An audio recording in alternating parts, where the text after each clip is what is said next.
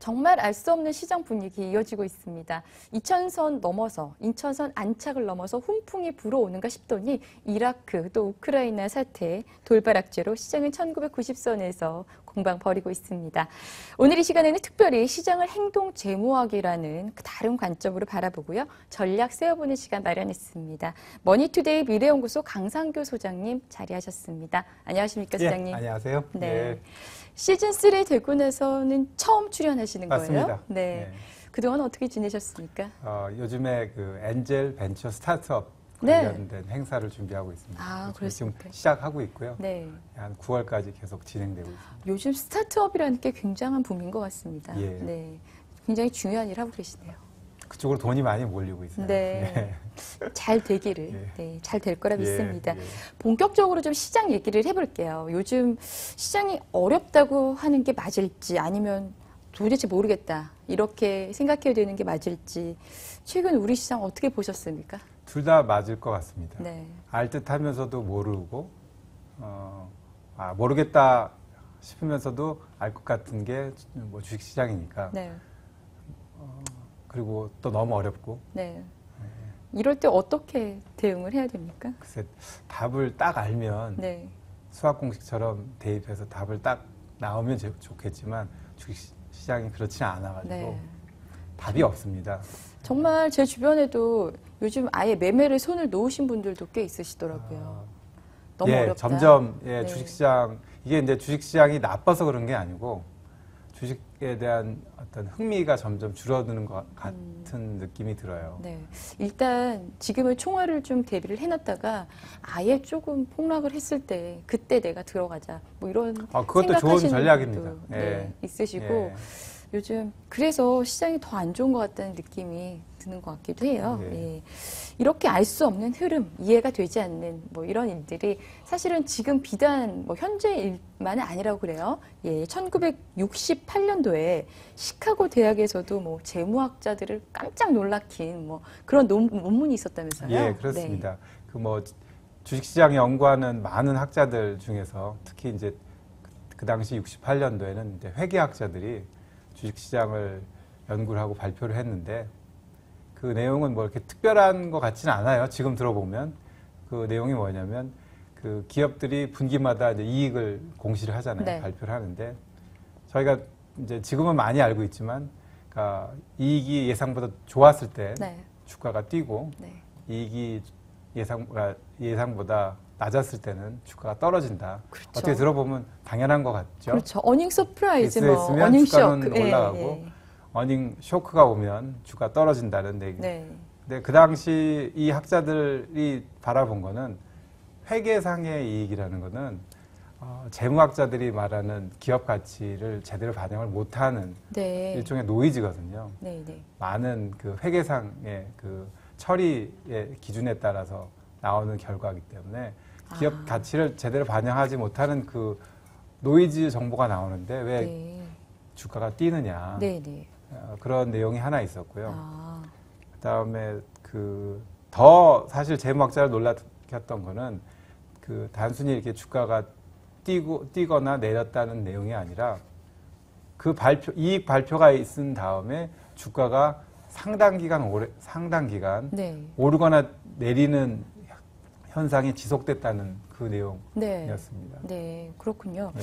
그 기업 이익이 뭐 노이즈다. 이런 내용 자체가 굉장히 지금은 좀 신선하게 들리는데요.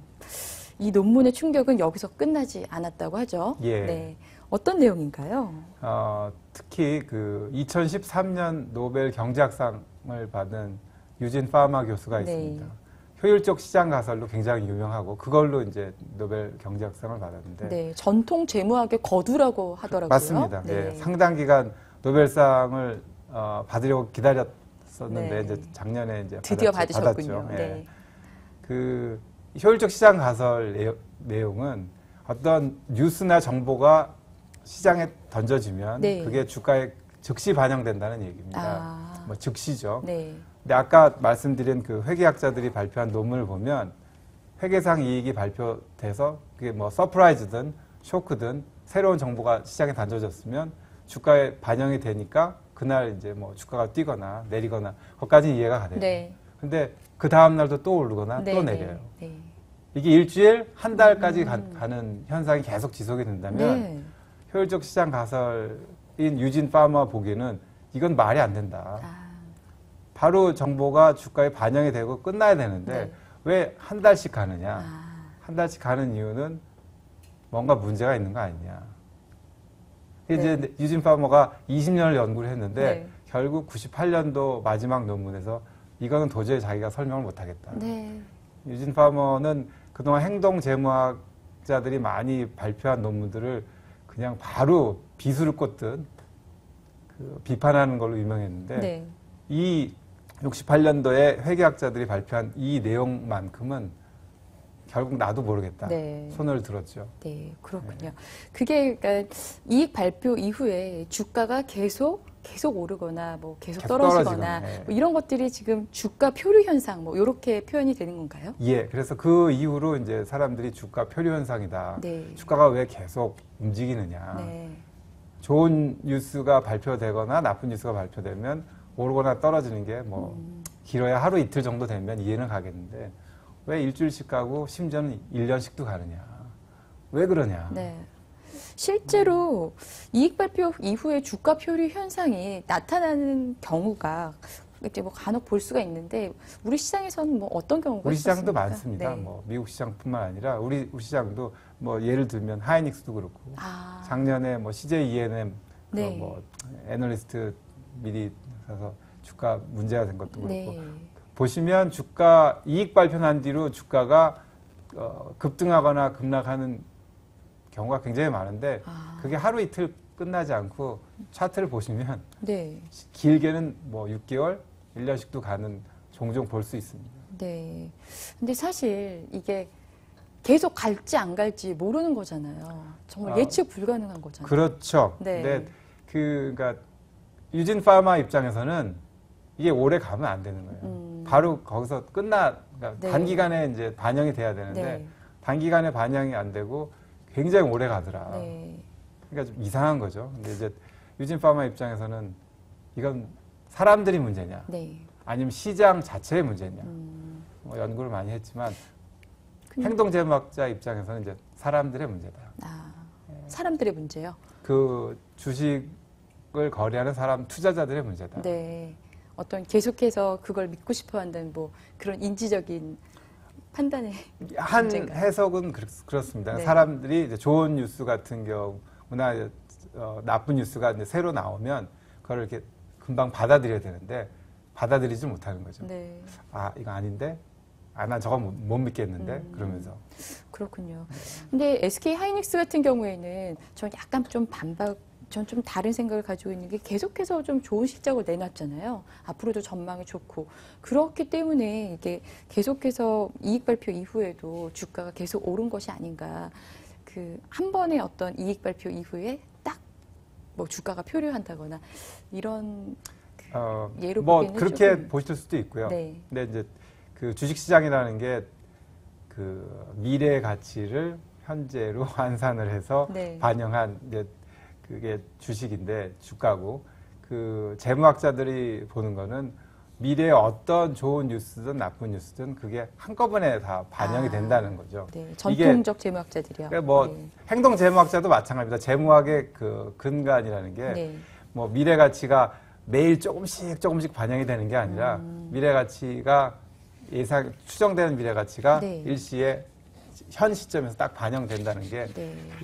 그 재무학의 그 어떻게 보면 근본이기 재무학이 때문에, 예. 증시에 별로 이렇게 딱 적합한 그런 그 학문이 아닌 것 같다는 생각도 듭니다. 예.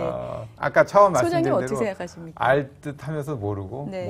모르는 것 같으면서 알 것 같은 게 네. 뭐 주식시장이고 그걸 연구하는 게 재무학이니까. 사실 예. 정말 그렇습니다. 매매를 하면서도 참 내가 이걸 이렇게 하면 안 된다는 걸 알면서도 또 하게 되고. 네. 이렇게 하면 안 된다는 거 아시면은 그 뭐 반 정도 가신 거죠. 아, 네. 네. 그런데도 하고 있어요. 네. 그리고 손절매를 해야 된다는 걸 알면서도 손절매를 못 하고 있고. 예. 그 단가에 꼭 내가 이제 산 그 가격에 예. 그 시점을 꼭 매수 시점까지 내가 도달을 해야지 팔아야지 뭐 이런 예, 그러니까 그것도 뭐 보상 여러 가지 시험을. 뭐 설명이 되는데 행동 네. 제휴학 입장에서는 많이 설명이 되죠. 뭐 기존에 처음에 자기가 매매했던 가격에 집착을 한다든가. 네, 맞아요. 예. 그거에 집착녀요, 뭐, 예, 집착녀. 보상 심리 네. 때문에 손절을 못 한다든가. 근데 이제 여기서 아까 말씀드린 주가 표류 현상도 행동 제휴학의 또 한 파에서 얘기하는 설명을 하면 그러니까 과소 반응으로 설명할 수 있습니다. 네. 그러니까 새로운 정보나 뉴스가 딱 나왔을 때 네. 사람들이 그걸 받아들이지 못하는 거죠. 그 주식 투자자들이. 네. 근데 재밌는 건 좋은 뉴스는 상대적으로 빨리 받아들여요. 네. 근데 나쁜 뉴스는 굉장히 길게 안 받아들이는 거예요. 아, 그래요? 그게 이제 심리학의 연구를 인용을 하면 네. 사람들은 무의식적으로 자기가 좋아하지 않는 것을 거부하는 반응이 아, 잠재져 있기 때문에 네. 자기하고 맞지 않는 뉴스나 나쁜 정보가 탁 나타나면 네. 그거를 그러니까 이렇게 하는 거죠. 나는 안 믿어. 음, 저건 틀렸어. 그리고 계속 자기는 외면하는 거죠. 일부러. 네, 네. 근데 그러면서 주가는 계속 떨어져요. 네, 1년씩 맞습니다. 떨어집니다. 네. 근데 1년 후에 떨어진 다음에 뭐 반 정도 떨어졌거나 반토막 났을 때 그제 가서야 포기하고 이제 팔아야지 이렇게 되는 거죠. 네. 아, 왜 이렇게 공감이 가죠? 진짜 막 제 나름대로 합리화를 시키는 거예요. 이게 분명히 좋아질 거다. 지금 사람들이 몰라서 그런데 이게 나중에는 실적이 엄청나게 좋아질 거다. 뭐 이런 예, 합리화를 그렇죠. 계속 그런 하고 있는 것도 거죠. 있고 그러면서 또 이런 경우도 있습니다. 그러니까 나쁜 뉴스가 딱 나와서 주가가 어느 정도 떨어지면 물타기를 하죠. 물타기 하는 사람도 있어요. 네. 이제 물타기 하면 되겠구나. 아니면 빨리 저가 매수에 네. 참여해야 되겠다. 그렇죠. 근데 지금 아까 연구에 나온 거 보면 한 1년 정도 주가가 떨어지는 경우도 있어요. 네. 그러니까 저가 매수에 너무 일찍 참여하면 손해보는 거고 물타기도 너무 일찍 하면 안 되는 거죠. 그러니까 주가가 1년이나 더 떨어지는데 네. 뭐 한 달 정도 후에 물타기 하면 아직도 11개월 더 떨어질 텐데. 지금 제가 진짜 제 말씀을 하고 계신 것 같아가지고 막 흥분되는데요. 비자발적 지금 장기 투자자가 되고 있거든요. 그렇죠. 예, 네. 그래서 저희 그 유일한 부장께서 유반장님 전임 이제 그 진행자셨죠. 저한테 절대 네가 투자한 종목을 밖에 나가서 발설하지 말아라. 증권방송에 권위가 떨어진다고. 그렇게 말씀하셨는데 네. 저는 아직도 믿고 있습니다. 사실 언젠가는 빛을 발할 거라고 믿어 의심치 않고 있습니다. 사실 근데 이 악재에 더 크게 반응하는 때도 많거든요. 네, 이렇게 나쁜 뉴스에 더 느린 반응을 보인다. 이런 과소 반응 좀 다소 이해하기 힘든 수도 있는데 이런 반응이 나온 이유는 뭔가요? 그러니까 여러 이유가 있을 수 있습니다. 네. 근데 이제 행동 재무학도 여러 파가 있는데 그 중에서 이제 감성 재무학이라는 게 있는데 네. 감성 재무학은 이제 그 심리학의 어떻게 보면 인지적인 거를 많이 이용을 합니다. 근데 그 설명을 따르면 사람들은 본성적으로 좋은 뉴스하고 나쁜 뉴스를 구분하려고 하고 나쁜 뉴스는 빨리 반응을 하는데 좋은 뉴스는 빨리 반응하는데 나쁜 뉴스는 굉장히 늦게 반응을 한다는 거죠. 잘 네. 받아들이지 않는. 그러니까 그렇기 때문에 악재에 대해서 어떤 악재가 터졌을 때 이 주가가 더 많이 길게 떨어지는 이유가 그렇답니다. 네. 최근 시장이 삼성그룹주 이제 뭐 지배구조 개편에 많은 관심 보였습니다. 뭐 삼성그룹주 연일 강세 보이다가 최근에 또 지배구조 뭐 지주사 전환 안 한다 이러면서 또 다시 좀 약세 보이고 있는데 이런 효율적 시장 가설에 의하면은 뭐 어떻게 봐야 되는 건가요? 삼성그룹주를 효율적 시장 가설 최근 그 주가 움직임을 네. 설명한다. 좀 어려운 것 같고요. 네. 오히려 이거는 지배구조가 삼성 지배구조 변하면 시장 가치가 상승할 수 있을 거다라는 어떤 믿음 때문에 네네. 주가가 올랐다고 그렇죠. 설명할 수 있는데 그걸 반대로 설명하면 기존의 지금 삼성 지배구조가 뭔가 문제가 있는 거죠. 시장 가치를 못 올리게 하는 네. 어떻게 보면 지금 현재 삼성그룹의 지배구조에 디스카운트가 있는 거죠. 네. 그렇군요. 예전에 코리아 디스카운트처럼 만약에 이게 그 지배구조 논란 이 얘기가 나온 뒤로 주가가 많이 오른 이유가 네. 지배구조 개편 때문에 그렇다면 네. 지금 현재 삼성 그룹의 지배구조는 문제가 있는. 그렇습니다. 그럼 나쁜 뉴스 이상 현상 이걸 적용을 해보면 애널리스트가 추천을 했을 때 또 매도를 권유를 했을 때 어떤 식으로 전략을 세워야 될까요? 아까 그 말씀드린 주가 표류 현상이 이 애널리스트가 추천이나 매수 추천이나 매도 추천할 때 나타나는데 네. 매수 추천하면 주가가 오르죠, 보통. 네. 사람들이 이제 매수 추천 얘기를 듣고 같이 매수에 나가니까. 매도 추천을 하게 되면 팔아야 되는데 사람들이 잘 안 팔질 않아요. 갖고 있던 사람들이. 네. 안 믿으니까. 네. 근데 파는 사람들은 팔고 그게 서서히 반영되면서 결국 한 1년 정도 주가가 떨어진다는 얘기니까. 그걸 이제 역을 이용하면 이런 거죠. 매수 추천해서 동참을 하게 되면 주가는 많이 못 오르는 거예요. 네. 단기에 그치고 나니까. 그리고 매도 추천했을 때 빨리 안 팔고 나면 한참 떨어지니까 안 되고 또 저가 매수에 너무 빨리 동참하면 네. 손해보는 거예요. 아, 그렇군요. 추종 매수는 피하고 섣부른 저가 매수는 금물이다. 그렇죠. 네. 이게 이제 행동 제목으로 설명할 수 있는.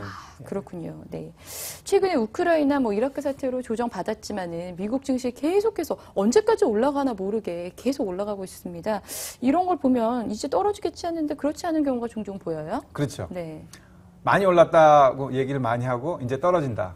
너무 많이 떨어졌으니까 이제 오를 차례다 이렇게 얘기를 많이 하는데 거긴 좀 약간 함정이 있습니다.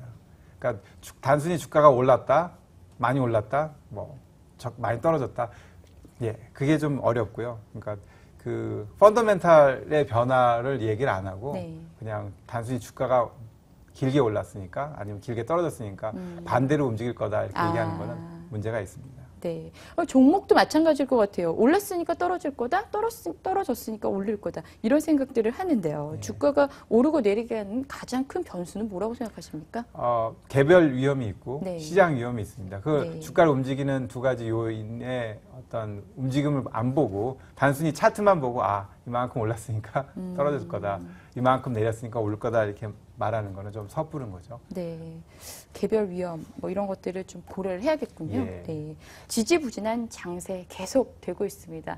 현 구간에서 어떤 전략 세워야 되는지 오늘 배운 행동 제목 중에서 어떤 것들을 좀 적용을 시킬 수 있을까요? 오늘 얘기는 안 했는데 이제 네. 무관심 투자라는 게 있어요. 네. 아까 말한 듯이 계속 보유하고 기다리시는 것처럼 매일매일 변동에 너무 연연하지 마시고 또 아까 말씀드린 과소 반응. 사람들이 과소 반응하는 게 뚜렷하게 나타나기 때문에 유진 파머 입장에서도 전통 재무학자도 분명히 인정을 했고 시장의 참여자들이 많이 그러니까 늦게 반응을 합니다. 네. 그러니까 그걸 잘 이용을 하셔서 네. 너무 빨리 저가 매수 하지 마시고 네. 너무 추종 매수를 너무 급하게 하지 마시고. 그렇군요. 그러니까 저의 이 무관심 이 전략도 하나의 그럼요. 투자 전략 중에 하나군요. 그렇습니다. 네, 괜찮습니다. 추종 매수는 피하고 섣부른 저가 매수는 금물이다. 오늘의 어떤 정리 멘트일 수 있을 것 같습니다. 예. 감사합니다. 머니투데이 미래연구소 강상규 소장이었습니다. 고맙습니다. 고맙습니다. 예. 네, 기고만장 오늘 여기까지 준비했습니다. 남은 오후 잘 보내시고요. 저는 내일 더 알찬 내용으로 찾아뵙겠습니다. 시청해주신 여러분 고맙습니다.